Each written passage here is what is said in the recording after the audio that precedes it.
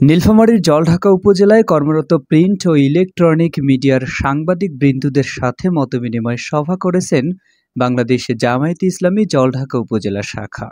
আজ ৯ জুলাই বুধবার বিকেল ৫টা ৩০ জলঢাকা সরকারি মডেল পাইলট উচ্চ বিদ্যালয় হলরুমে মতবিনিময় সভাটি অনুষ্ঠিত হয়।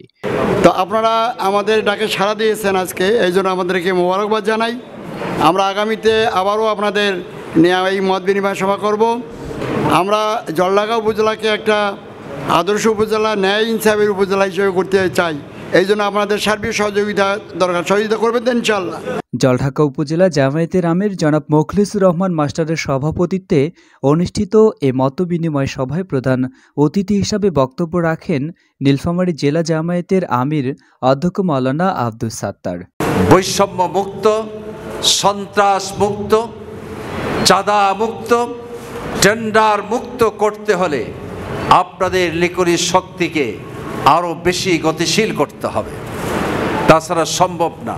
আমরা দেখেছি মিডিয়া ভাইদের কাছে এলাকার কোনো সমস্যা সৃষ্টি হলে সর্বপ্রথম আপনারা জানেন, আমাদের কাছে পরে খবর আসে, পুলিশ প্রশাসন জানে, এরপরে আমরা জানি, কিন্তু সর্বাগ্রে জনগণ আপনাদের কাছে জানায়। কেন?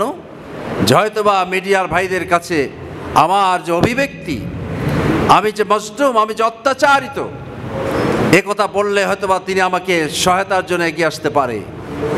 বিশেষ অতিথি হিসাবে উপস্থিত ছিলেন নীলফামারীর জলঢাকা আসনে জামায়াত মনোনীত সংসদ সদস্য পদপ্রার্থী জননেতা মাওলানা ওবায়দুল্লাহ সালাফি।